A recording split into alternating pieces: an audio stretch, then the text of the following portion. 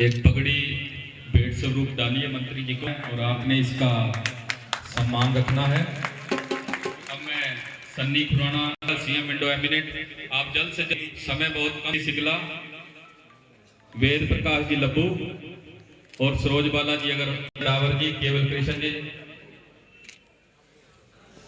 बलदेव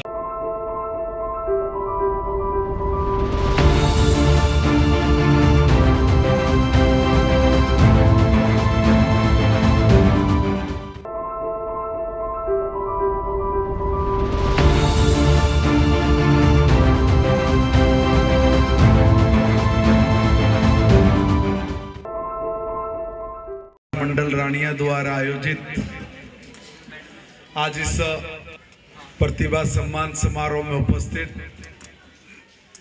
हमारे सभी होनहार विद्यार्थीगण, उनके पेरेंट्स, समाज के सभी प्रबुद्ध नागरिकगण और सभी मेरे श्रेष्ठ गुरुजन, जिनकी मेहनत, प्रयास और परिश्रम का नतीजा है कि ये बच्चे अलग अलग विधा में टॉप करके आज अपनी प्रतिभा का प्रकटीकरण कर रहे हैं। उनको समाज के लोग अच्छा करने पर अपनी प्रशस्ति पत्र और मेडल देके सम्मानित कर रहे हैं। ये छात्र जीवन में किसी भी व्यक्ति के लिए, किसी भी बच्चे के लिए सबसे महत्वपूर्ण पल होता है कि उसको जीवन में अपनी इस उम्र में अपना सर्वश्रेष्ठ करने की वजह से ये मेडल या ये प्रशस्ति पत्र मिला है। ये प्रेरणा कि इतने समाज के लोग वो तुम पर निगाह रख रहे हैं, वो चाह रहे हैं कि हमारे बच्चे उड़ान भरे, उनको किसी चीज की कमी ना हो, वो इतिहास में अपना नाम दर्ज करें। माँ बाप जो अपना पेट काट कर अपने बच्चों के लिए एक सुंदर भविष्य लिखने का प्रयास करते रहते हैं, ऐसे माँ बाप का सीना कितना गौरवान्वित होता होगा जब वो अपनी बच्चों की प्रतिभा के दम पर जब उसको कोई मेडल मिलता है, कोई प्रशस्ति मिलता है और समाज उसको देता है, तो इससे ज्यादा खुशी की बात नहीं हो सकती। इसलिए मैं आप सब बच्चों को बहुत बहुत बधाई और शुभकामनाएं देता हूं कि आपने अपनी उड़ान भरी और आप एक अव्वल नंबर पर जाकर अपने काम के प्रति, अपनी पढ़ाई के प्रति, अपने खेल के प्रति, अपने संगीत के प्रति, आप अपने नृत्य के प्रति आप अपना सर्वश्रेष्ठ दे रहे हैं। हमारे भारत में और दुनिया में कंपटीशन में बड़ा अंतर है। हमारे यहाँ पर प्रतियोगिता होती है और उस प्रतियोगिता में कभी ये नहीं होता कि मुझे अव्वल आना है, इसलिए मैं साम दाम दंड भेद की नीति अपनाऊंगा। बस मुझे ही प्रथम आना है, इसलिए मैं ईर्ष्या करूंगा अपने साथी के साथ, घृणा करूंगा, उसके साथ कोई खेल खेलूंगा ताकि मैं अव्वल आ जाऊं। यह हमारी परंपरा नहीं रही। हमारी परंपरा है कि हम अपने स्वयं के साथ अच्छा करें और अपना 100% दें, और मेरे 100% देने के साथ साथ अगर कोई मेरा साथी कहीं पिछड़ता है तो मैं उसको कैसे मदद करूं, मैं उसका हाथ कैसे हाथ में लेके उसको अपने साथ लेकर चलूं ताकि वो भी किसी दौड़ में पिछड़े ना, वो भी आगे बढ़े। असल में भारत का मंत्र यही है, और ये मंत्र जब तक गूंजता रहा तब तक भारत को कोई हिला नहीं पाया, डिगा नहीं पाया। भारत सदैव सोने की चिड़िया, ये हमने नहीं बोला, ये दुनिया भर के लोग जो आए उन्होंने बोला, इसलिए बोला कि भारत में इस प्रकार की परंपरा रही थी कि हम लोग एक दूसरे का हाथ पकड़कर थाम कर उसको सहयोग करें, उसको आगे बढ़ाएं, उसको किसी प्रकार की दुख कमी चिंता ना हो, सब परेशानियां सब लोग मिलकर उसका सामना करें, उसका मुकाबला करें। ये हमारे जीवन में जीवंत उदाहरण होते थे। कालखंड बदलते हैं, समय का चक्कर चलता है, मगर विचार जो सर्वश्रेष्ठ होता है वो सदा बना रहता है। भारत के विचार तो बहुत सर्वश्रेष्ठ है, इसलिए हमें वही करने हैं। और भारत का विचार क्या है? हमारे यहाँ पंडित पुरोहित सुबह हवन करते हैं, यज्ञ करते हैं, तो यज्ञ करते वक्त वो हमें भारत का विचार दे देते हैं। जब हवन पूरा होता है तो हम सबको बोलते हैं कि बोलो धर्म की जय हो, अधर्म का नाश हो, प्राणियों में सद्भावना हो, विश्व का कल्याण हो। यह धर्म क्या है? यह हिंदू मुस्लिम सिख ईसाई नहीं, यह धर्म जीवन जीने की पद्धति है। ऐसा जीवन जो समृद्ध हो, खुशहाली से भरा हो, जिसमें कोई कमी नहीं हो, एक दूसरे का साथ ले देकर आगे बढ़ने की प्रेरणा हो, जहां सब संपन्न शांति के साथ प्रेम उत्साह धैर्य सहानुभूति संयम सादगी के साथ अपने जीवन को चरम पर लेकर जीते हो, वो धर्म। और कोई इस धर्म को तहस नहस करे, इसमें रुकावट डाले, इसको नष्ट करने का प्रयास करे, इसकी संस्कृति इसकी जड़ों को अगर कोई खोदने का काम करे, ऐसे अधर्म का नाश करना, उसके लिए तैयार रहना, उसके लिए प्रेरणा देना, उसके लिए अडिग होकर अपने जीवन का सर्वस्व न्यौछावर करने के लिए ताकत रखने वाला हौसला, ताकि कोई भी बचे ना जो अधर्मी हो, ऐसे अधर्म के नाश करने की प्रेरणा देना। सद्भावना हो, प्राणियों में सद्भावना हो, यह प्राणियों में मानवता के प्रति नहीं। आज तो दुनिया में क्या हो रहा है, मगर हमारे यहाँ तो मानव की बात नहीं, यहाँ तो चींटी का भी अगर घर मिलता है तो मेरी माताएं बहनें जो बैठी हैं उसके भी घर के ऊपर आटा डालती है, चीनी डालती है। कोई पक्षी है वो प्यासा ना हो, भूखा ना हो, इसलिए छत पे उसकी व्यवस्था करती है, पानी रखती है, मक्का बाजरा डालती है, गेहूं डालती है, आटा डालती है। और इतना ही नहीं, हमारे यहाँ तो डॉक्टर जगदीश चंद्र बसु जैसा साइंटिस्ट पैदा हुआ जिसने ये कहा कि ये जो पेड़ है ये बोलता भी है, हंसता भी है, रोता भी है, ये चलता भी है, बढ़ता भी है, इसको समझो, सिद्ध करके दिखा, तब दुनिया ने माना। यानी हमारी प्रकृति का कोई दोहन करे, शोषण ना करे, इसलिए शोषण रोकना, यहां तक की परंपरा हमारी देश में रही है। और तभी हमने दुनिया को कहा कि विश्व का कल्याण हो, ऐसे लोग ही सारी दुनिया के कल्याण के बारे में सोच सकते हैं।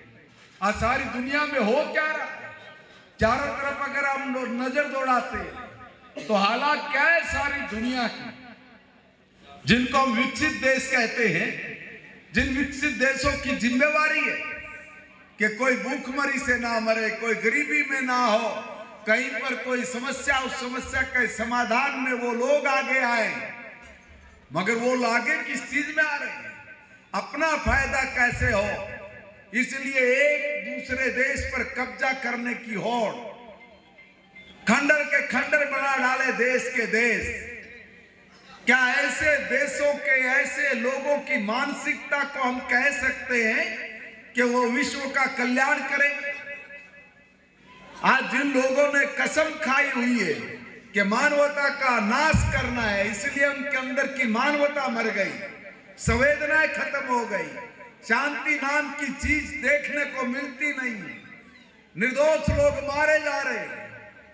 इतना बड़ा कोहराम जो इस पृथ्वी पर मचा के रखा है इन लोगों ने, ऐसी परिस्थिति में भारत का विचार दुनिया को आज समझ में आना लग गया है।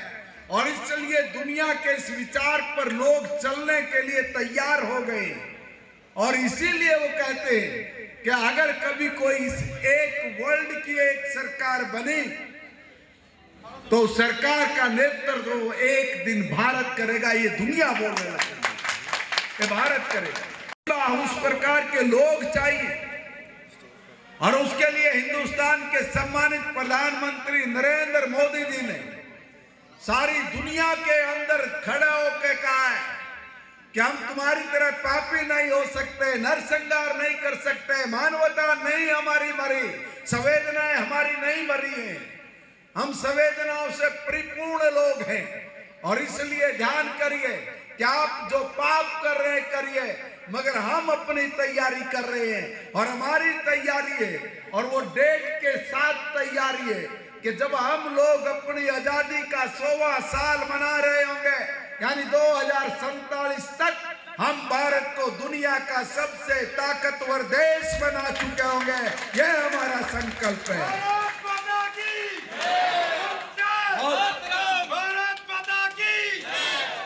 और इसी संकल्प को सिद्धि तक लेकर जाने का काम यह हमारी इस पीढ़ी का है, जो अभी प्रशस्ति पत्र लेकर गए, जो भी मेडल लेकर गए, जिस पर समाज की निगाह टिकी है। और वो इसलिए कह रहा हूं कि जो 20-22 साल बचते हैं, इन 20-22 साल में ये सारी जिम्मेवारी इन पीढ़ियों के ऊपर आने वाली। और मैं पूरे गर्व और गौरव के साथ कह सकता हूं कि आज के हमारे प्रतिभाशाली दुनिया की किसी भी समस्या का समाधान खोजने में माहिर है। हमारे हिंदुस्तान के बच्चों का मुकाबला करने की हिम्मत ये शायद कोई देश कर पाए। इसलिए हमारे आज की जो संस्कृति है वो उसके मूल में है, उसकी जड़ में है। और ये मूल और जड़ में बैठी हुई हमारी संस्कृति को कोई काटे ना, कोई उसको आघात ना पहुंचाए। उसके लिए जरूरी है कि हर माँ बाप अपने बच्चों को इस संस्कार के साथ बांधकर आगे बढ़ने की प्रेरणा दे कि हमने इस विश्व के कल्याण की तैयारी में अपने आप को लगाना है। और इसलिए मेरे जो श्रेष्ठ गुरुजन हैं, मैं उनसे भी प्रार्थना करता हूं कि हमारी धरोहर, हमारे ये बच्चे जो आपके हाथ में हैं, इनको ऐसा घड़िए, इनको ऐसा घड़ा बनाइए जिनमें धैर्य भी है, संयम भी है, प्रेरणा भी है, उत्साह भी है, आनंद भी है, प्रेम भी है। और जरूरत पड़े तो ये शिव के तरह भोले भाले भी हों, और जब जरूरत पड़े और जब वक्त चुनौती दे तो ये भोले भाले का रूप धारण करके उनको ऐसा नजारा चखा सके जो पूरी संस्कृति को ध्यान में रहे उन लोगों को कि ये किस माटी के लोग हैं। इसलिए हर तरह से निपुण बनाना, हर बच्चे की प्रतिभा को पहचान कर उसको आगे बढ़ने की प्रेरणा देना। आज के युग में जिस तरह की जरूरतें हमारी हैं, उन जरूरतों के प्रति बच्चों को समझना पड़ेगा। अभी मैं सोमवार को ही पंचकुला में कुशल बिजनेस चैलेंज के अंदर एक कार्यक्रम में था। आप सुन के हैरान होंगे, 9वीं के, 10वीं के, 11वीं के, 12वीं के बच्चे, उनका बिजनेस मॉडल क्या अद्भुत, उनका कॉन्फिडेंस गजब का। वो अपने अपने प्रोजेक्ट बना के लेके आए, अपने बिजनेस आइडिया लेके आए, बड़े मंच के सामने उन बच्चों ने बताया कि हमने कितने लाख का बिजनेस किया है। 10वीं की बच्चियां हैं, 6 महीने पहले उनको सीड मनी हरियाणा की सरकार ने दी, उसका उन्होंने उपयोग किया और कहा कि हमने 40,000 कमाया, किसी ने कहा 80,000 रुपये कमाया। अपने एडवांस मॉडल लेके आए, हम इस पर काम कर रहे हैं और हम अगले 6 महीने में फोकस किया कि 6 महीने में हम अपने इस बिजनेस को 5 लाख रुपए तक लेकर जाएंगे। कौन बोलता है? 9वीं क्लास के बच्चे बोल रहे हैं कि हम लोग इतने दिन में 5 लाख रुपए तक अपने बिजनेस को लेकर जाएंगे। जो पढ़ भी रहे हैं, जो अपनी प्रतिभा के दम पर अपने मॉडल बना रहे हैं, आज वो समाज में अपने आप को खड़ा करने का ऐसा प्रयास कि हमारे बच्चे अब नौकरी मांगने वाले नहीं बल्कि नौकरी देने वाले हों, ऐसी सोच जब हरियाणा के बच्चों में मैं देख रहा हूं तब मुझे पूर्ण विश्वास है कि माननीय प्रधानमंत्री जी आप 2047 की बात कर रहे हैं। माननीय मुख्यमंत्री जी नायब सैनी जी ने भी हरियाणा विकसित करने के लिए डॉक्यूमेंट्स 2047 वो बनाकर पेश कर दिया है, मगर मुझे लगता है कि हमारे बच्चे 2037 से पहले इसको पार कर जाएंगे। ये मेरे बच्चों का हौसला है जो मुझे नजर आया, जिसको मैं साफ देख रहा हूं। इसलिए हमारे बच्चों की मेहनत और उस मेहनत और पसीने का जो उनको फल मिलना चाहिए, मैं आपको सभी समाज के लोगों का धन्यवाद करूंगा कि आपने अपने एरिया के इलाके की प्रतिभा को समझा भाई, और समझ कर ये तय किया कि हम लोग इनको सम्मानित करेंगे, प्रोत्साहित करेंगे, इनको आगे बढ़ने के लिए कहेंगे। और उसी में हरियाणा की सरकार ने भी निर्णय कि जो गरीब का बच्चा वो पढ़े, वो आगे बढ़े। और इसलिए हमने हरियाणा की शिक्षा का एक स्वरूप स्ट्रक्चर, उसमें भी बहुत आमूलचूल परिवर्तन हुए। आज मैं दावे के साथ खड़ा होकर कहता हूं कि जब हमारे बच्चे जिनको आगे बढ़ना है, जो आज मोहताज नहीं है किसी की भी उसका व्यवस्था का, क्योंकि उसको घर में ही मिल गई है, स्कूल में मिल गई है, इसलिए बुनियाद के माध्यम से बच्चे आगे आ रहे हैं। सुपरिटेंडेंट के जरिए वो इतने आगे बढ़ रहे हैं कि आज उनका कोई मुकाबला नहीं कर रहा। 100 में से 72 बच्चे वो टॉप कर रहे हैं। कोई ऐसा प्राइवेट इंस्टीट्यूशन नहीं है जिसके 100 में से 72 बच्चे टॉप कर जाए, मगर सरकार का इंस्टीट्यूशन इस तरह के से काम कर रहा है। और आज मैं आपसे निवेदन कर रहा हूं कि आप थोड़ा अपने बच्चों पर फोकस करिए और उनको जो 100% देने जब लगता है तो उसको और आगे बढ़ने के लिए प्रोत्साहित करिए। आपका प्रोत्साहन आपके बच्चों को नई उड़ान भरने का एक ऐसा साहस देता है कि फिर वो पीछे मुड़ के नहीं देखे। और मैं अपने सभी टीचर्स को भी कहूंगा, चाहे वो प्राइवेट स्कूल से चाहे वो सरकारी स्कूल से, गुरु हमेशा देता है। गुरु हमेशा अंधेरे में से निकाल के प्रकाश देकर उस रोशनी में दौड़ने के लिए प्रोत्साहित करता है। उसकी हिम्मत, उसका जीवन का तजुर्बा, अनुभव हमारे बच्चों को घड़ता है। आप जो हमारे बच्चों को निखार रहे हैं, गढ़ रहे हैं, उनमें प्रेरणा देके आगे बढ़ने का जो साहस दे रहे हैं, मैं उसके लिए आप सबको वंदन करता हूं, प्रणाम करता हूं। और मैं रानिया के लोगों का भी तहे दिल से अभिनंदन करता हूं, धन्यवाद करता हूं। और विशेष तौर पे हमारे जो दुर्गा कीर्तन मंदिर सभा के लोग हैं, प्रदेश व्यापार मंडल के जो आप लोग हैं, हमारे तमाम नेतागण हैं, मैं इनका भी सबका अभिनंदन करता हूं। आदरणीय जिलाध्यक्ष जी का, विधायक जी का, कंबोज जी का, हमारे तमाम सोसाइटी के लोगों का, कि वास्तव में आपने ये कार्यक्रम कुछ ना कुछ सोच के तो रखा होगा, तभी तो भाई साहब 3 बारी मेरे पास गए, मिले, कहा कि नहीं आपने आना ही, एक बार हमारे कार्यक्रम में आइए, देखिए। और आज मैं आया और देख रहा हूं तो मन इतना प्रसन्न है, इतना खुश है कि मुझे आके यहाँ पर ये मलाल नहीं हुआ, बल्कि बहुत अत्यंत खुशी है कि मैं कैसे कार्यक्रम में आया हूं जहां आकर मुझे भी कुछ ना कुछ सीखने का मिला है, कुछ ना कुछ सीखने का मिला। आप सब इतने शांत स्वभाव से, इतने अनुशासन में इस कार्यक्रम को अपना कार्यक्रम में, अपने बच्चे उनके हौसले की बात है तो इतना जम के बैठे हैं और इस कार्यक्रम का आनंद ले रहे हैं, तो मैं आप सब का भी हृदय से अभिनंदन करता हूं और धन्यवाद करता हूं। 2-3 पत्र भी मिले, मुझे कहा गया कि हमारे जो रानियां है इसको उपमंडल बनाया जाए, तो मैं उस कमेटी का मेंबर भी हूं जो जिला बनाती है, तहसील बनाती है, उपमंडल बनाती है।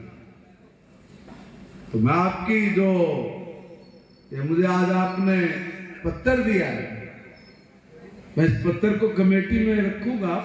2-3 मेंबर और भी हैं हमारे, और उसमें आपकी पैरवी रानिया का छोरा बनकर करूंगा, ये जानते हैं, उसकी पैरवी पक्का करूंगा। दूसरा कि आपने मुझे तो कुछ अपना कोई पत्र दिया नहीं कि भाई मैं जिस पर कुछ कहूं बोलो, मगर फिर भी मैं जो ये आयोजन करा रही है समिति, इस समिति को 2 लाख रुपए देता हूं। बहुत बहुत धन्यवाद, बहुत बहुत शुक्रिया।